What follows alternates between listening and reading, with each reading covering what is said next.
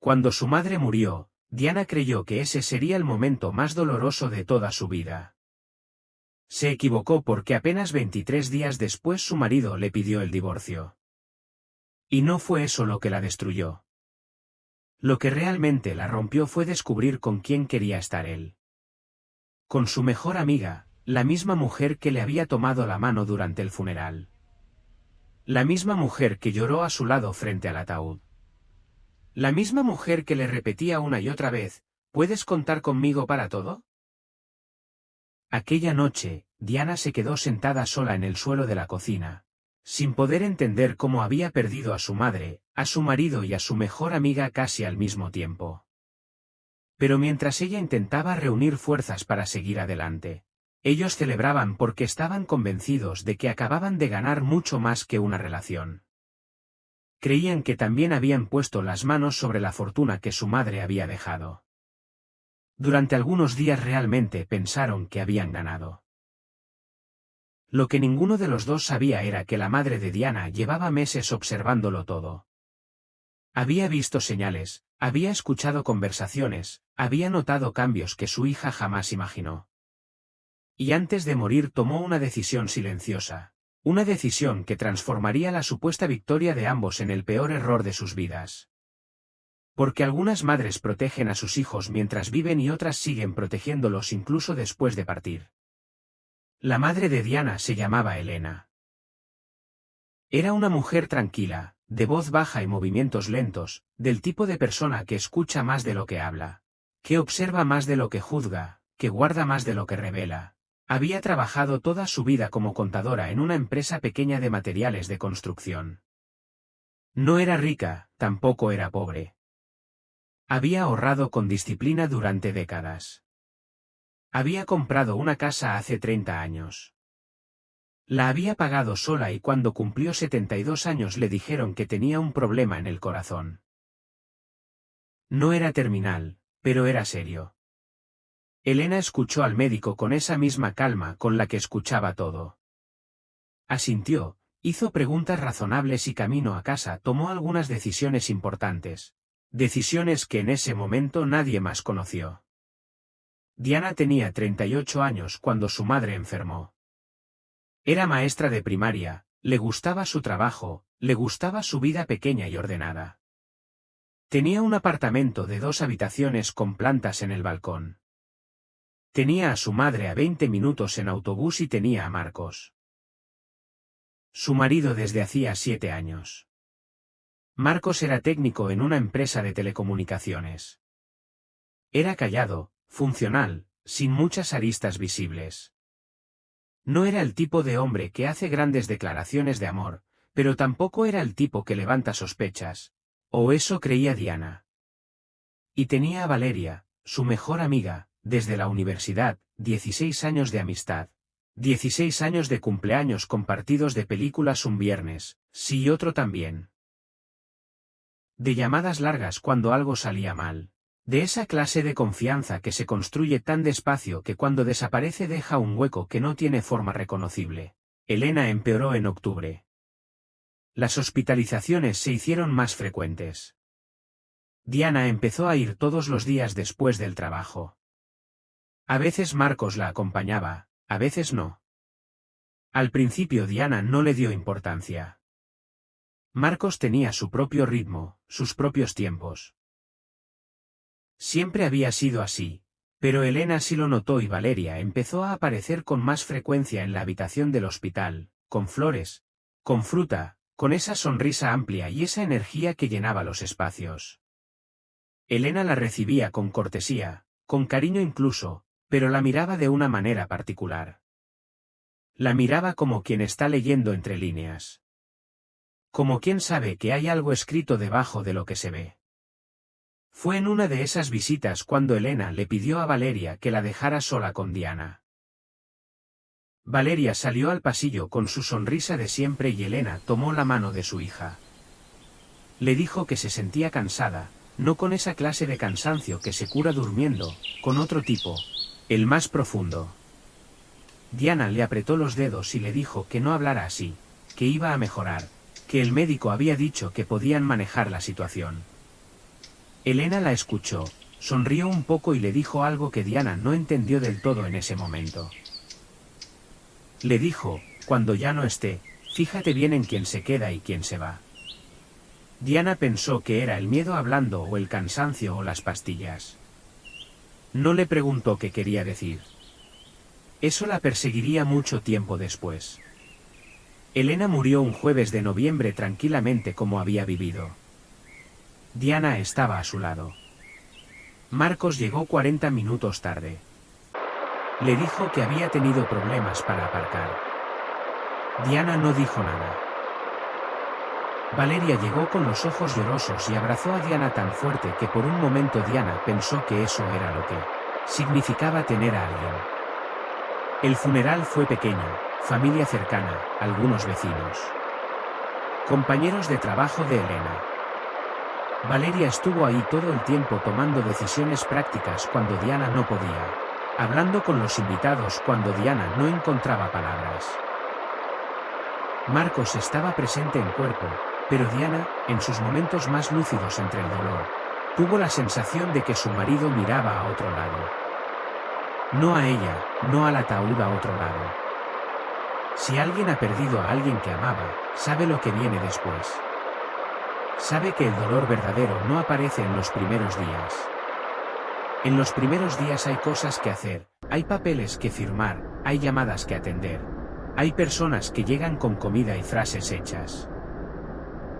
El dolor verdadero llega cuando todo eso termina, cuando la casa se queda en silencio, cuando el teléfono deja de sonar, cuando te das cuenta de que la persona ya no está y que el mundo siguió girando como si nada. Diana llegó a ese punto en la segunda semana y fue entonces cuando notó que algo había cambiado en Marcos. No eran grandes señales, eran pequeñas, del tipo que se puede ignorar si uno quiere ignorarlas. Marcos empezó a llegar más tarde del trabajo con explicaciones breves que no invitaban a preguntar más. Empezó a revisar el teléfono con más frecuencia, pero cuando Diana se acercaba lo dejaba boca abajo. Un gesto pequeño, casi invisible. Pero Diana lo notó.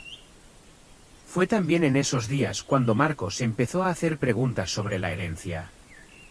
Al principio parecían preguntas razonables. ¿Ya hablaste con el abogado de tu madre? ¿Saben cuánto tiempo tardan esos trámites? ¿Tu madre tenía deudas pendientes? Diana le respondía con lo poco que sabía que había un notario involucrado, que había una casa, que había algunos ahorros, que todavía no conocía los detalles. Marcos asentía, pero volvía a preguntar unos días después con una persistencia que a Diana le resultaba extraña, incómoda, aunque no sabía exactamente por qué. Si crees que la lealtad todavía tiene valor en este mundo, quédate hasta el final de esta historia, porque lo que la madre de Diana hizo antes de partir va a demostrar que algunas personas cuidan a quienes aman de maneras que van mucho más allá de lo visible. La primera cita con el notario fue un martes. Diana fue sola. Marcos le había dicho que tenía trabajo y que ya le contaría todo. Diana entró al despacho con esa sensación de estar flotando un poco por encima de la realidad, como si las cosas le ocurrieran a alguien que se le parecía. El notario era un hombre mayor con lentes pequeños y una voz tranquila. Le explicó que su madre había actualizado su testamento hacía 9 meses. 9 meses. En marzo, justo después de que le diagnosticaran el problema cardíaco, Diana escuchó los detalles. La casa iba a ella, los ahorros iban a ella. Había algunos bienes pequeños distribuidos entre una hermana de Elena y 2 sobrinos. Nada extraordinario, nada sorprendente. Diana firmó los papeles correspondientes. Le dieron copias y salió a la calle con el sol en la cara y la sensación de que su madre seguía siendo su madre, incluso desde donde estuviera. Esa noche le contó a Marcos los detalles. No vio alegría en su cara, vio cálculo. Vio a un hombre sumando números en su cabeza mientras asentía con una expresión fabricada. Y algo dentro de Diana se movió, algo pequeño, algo que aún no tenía nombre, pero que ya existía. 10 días después de esa cita, Marcos le dijo que necesitaban hablar. Diana supo antes de que él abriera la boca. Hay cosas que el cuerpo sabe antes de que la mente las entienda. Marcos habló durante varios minutos. Usó frases que suenan preparadas. Hace tiempo que no somos felices. No quiero hacerte daño. Mereces a alguien que esté realmente aquí. Diana lo escuchó sin interrumpirlo. Cuando él terminó, le preguntó una sola cosa. Le preguntó si había alguien más. Marcos tardó en responder. Ese silencio duró demasiado. Y en ese silencio Diana encontró la respuesta antes de que él la dijera. Sí, había alguien. Diana le preguntó quién era y Marcos dijo un nombre. Un nombre que Diana conocía de memoria, un nombre que había pronunciado miles de veces con cariño. Valeria. Hay una clase de dolor que no grita, que no llora de inmediato, que simplemente se queda quieto, como si el sistema nervioso no supiera cómo procesarlo, como si fuera demasiado para caber en el cuerpo de una sola vez. Diana sintió ese dolor, se quedó completamente inmóvil durante unos segundos. Luego miró a Marcos. Y lo vio. Lo vio de verdad por primera vez en mucho tiempo. Vio a un hombre que había esperado a que su suegra muriera, que había esperado a saber cuánto dinero había, que había elegido el momento en el que Diana estaba más sola, más rota, más pequeña para salir por la puerta. Y no solo eso, para salir por la puerta con la persona que se suponía que debía sostenerla. Diana no le dijo nada de eso esa noche, solo le dijo que necesitaba que se fuera. Marcos recogió algunas cosas y se fue. Y Diana se sentó en el suelo de la cocina con la espalda contra los muebles bajos y estuvo ahí un tiempo que no supo medir. Los días que siguieron fueron los más oscuros. No en el sentido dramático, en el sentido literal. Diana dejó de abrir las persianas, dejó de cocinar con cuidado, llamó al trabajo para pedir unos días. Contestaba el teléfono solo cuando era necesario. Había momentos en los que se levantaba, calentaba agua, se sentaba con la taza en las manos y simplemente miraba el vapor sin pensar en nada concreto, sin poder pensar en nada concreto, porque cada vez que intentaba organizar lo que había pasado, la mente chocaba contra la imagen de su madre y luego contra la imagen de Valeria llorando en el funeral y luego contra la voz de Marcos diciendo ese nombre. Y el choque era tan fuerte que prefería mirar el vapor, que prefería no pensar, que prefería existir en ese espacio gris entre el dolor y el entumecimiento, porque el entumecimiento, aunque no era agradable, al menos no dolía de la misma manera. La soledad de esos días era de un tipo particular. No era la soledad de no tener a nadie. Era la soledad de tener que revisar todo hacia atrás, de preguntarse cuándo había empezado realmente, cuántas conversaciones normales con Valeria habían sido en realidad algo distinto. ¿Cuántas veces Marcos había mirado a su teléfono mientras ella hablaba y había pensado en otra persona? ¿Cuántas noches habían dormido en la misma cama sin que eso significara ya nada de lo que se supone que debe significar? Esas preguntas no tienen respuesta buena, pero la mente las hace igual una y otra vez, como si encontrar el momento exacto del principio pudiera cambiar algo, como si saber el día y la hora pudiera hacer que doliera menos. No llamó a Valeria. No quería escuchar su voz. No todavía. Pero Valeria llamó a ella una vez, 2 veces.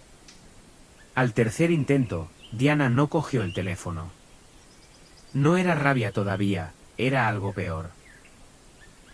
Era el reconocimiento lento y aplastante de que había confiado completamente en alguien que en algún momento había decidido traicionarla y que durante el funeral de su madre, mientras le tomaba la mano, mientras lloraba a su lado, ya lo sabía. Eso era lo que no podía salir del cuerpo. Eso era lo que se quedaba atascado. Eso era lo que hacía que los demás dolores parecieran simples comparados con este. Porque el dolor de perder a una madre es enorme, pero tiene una lógica, una inevitabilidad. La vida termina, las personas que amamos se van. Eso duele de una manera que el lenguaje casi no alcanza. Pero tiene sentido. Lo de Valeria no tenía sentido. Lo de Valeria era elegido, deliberado, construido durante meses, con ella sin saberlo. Y eso era diferente. Ese era el tipo de traición que no solo duele, que también hace dudar de todo lo anterior, que hace preguntarse si conocías de verdad a esa persona, si lo que creías que era real lo era, si esa amistad de 16 años había sido siempre lo que parecía, o si en algún momento se había convertido en otra cosa sin que Diana lo supiera. Fue la hermana de Elena, la tía Lucía, quien llamó a Diana una semana después. Lucía era mayor que Elena, una mujer directa, sin rodeos, con poca paciencia para los eufemismos. Le dijo que había escuchado lo que estaba pasando, que lo sentía, pero que había algo que Diana necesitaba saber, que su madre le había dejado algo más que la casa y los ahorros. Diana pensó que era algún objeto, alguna joya, algún libro. Lucía le dijo que no, que era una carta. Una carta que Elena le había dado en mano hace 5 meses con instrucciones muy precisas. No abrirla hasta que Elena muriera y no dársela a Diana hasta que pasaran al menos 3 semanas desde el fallecimiento. Diana tardó en procesar eso. Le preguntó por qué 3 semanas. Lucía le dijo que Elena había dicho exactamente esto, para que la situación tenga tiempo de desarrollarse sola, para que lo que yo sé se confirme por sí mismo y para que Diana lo entienda sin que yo tenga que explicarle nada. Si alguna vez alguien traicionó tu confianza cuando más lo necesitabas, quédate porque esta historia todavía no ha llegado a la parte en la que Elena habla. Diana fue a casa de su tía esa misma tarde. Era un piso pequeño y ordenado que olía a café y a madera antigua. Lucía la hizo sentarse, le puso una taza delante y sacó un sobre blanco, tamaño carta, con el nombre de Diana escrito a mano, con la letra redonda y clara que Diana había visto toda su vida en notas pegadas en la nevera, en felicitaciones de cumpleaños, en listas de la compra. La letra de su madre. Diana no lo abrió de inmediato, lo tuvo entre las manos durante un momento, lo giró, pasó los dedos por encima del nombre escrito y entonces lo abrió. La carta tenía 4 páginas escritas a mano. Sin prisa. Elena no era una mujer de muchas palabras, pero cuando escribía lo hacía con precisión. La carta empezaba así. Diana, si estás leyendo esto es porque ya no estoy y es porque lo que yo veía ha tenido tiempo de ocurrir. Quiero que sepas que no te escribo esto para hacerte daño. Te escribo esto porque te quiero y porque hay cosas que una madre sabe, aunque nadie se las diga. Diana leyó despacio, releyó algunos párrafos, tuvo que parar varias veces. Lo que su madre había escrito no era un ataque, no era una acusación furiosa, era una crónica tranquila y detallada de lo que Elena había observado durante los últimos meses de su vida. Elena contaba que el cambio en Marcos empezó a notarse alrededor de febrero, antes del diagnóstico, o tal vez justo cuando empezaron a aparecer los primeros síntomas, cuando Elena empezó a hacer comentarios en voz alta.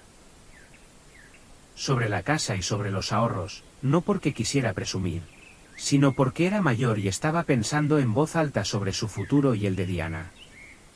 Elena escribía que en esas conversaciones Marcos prestaba una atención diferente, una atención enfocada. Hacía preguntas que no venían al caso, sobre números, sobre propiedades, sobre cómo funcionaba una herencia cuando no había hijos de por medio. Elena lo había notado, pero no había dicho nada todavía. Luego llegó lo de Valeria. Elena escribía que fue en una visita al hospital cuando lo entendió. Marcos había llegado tarde esa tarde y cuando entró en la habitación, Valeria ya estaba ahí. Elena describía ese momento con una claridad que hizo que Diana sintiera frío, una mirada. Solo una mirada entre los dos, del tipo que no necesita palabras, del tipo que ya tiene historia detrás. Elena no era una mujer que llegara a conclusiones rápidas, pero tampoco era una mujer que se engañara a sí misma. Después de esa visita empezó a prestar más atención y lo que vio en las semanas siguientes terminó de convencerla. Hubo una tarde en que Diana fue a buscar café al pasillo. Marcos y Valeria se quedaron solos en la habitación. Elena fingió dormir. No escuchó todo, pero escuchó lo suficiente. Valeria le dijo a Marcos en voz baja, paciencia, esto no puede durar mucho más. Y luego en tono aún menor. Ya sé cómo funciona lo de la casa. Cuando llegue el momento, tú solo tienes que firmar. Elena no se movió, pero dejó de dudar. En las últimas semanas antes de su muerte, Elena le había pedido a su notario que revisaran juntos el testamento, no para cambiar a quien iba todo. Eso siempre había sido claro, sino para añadir una cláusula específica.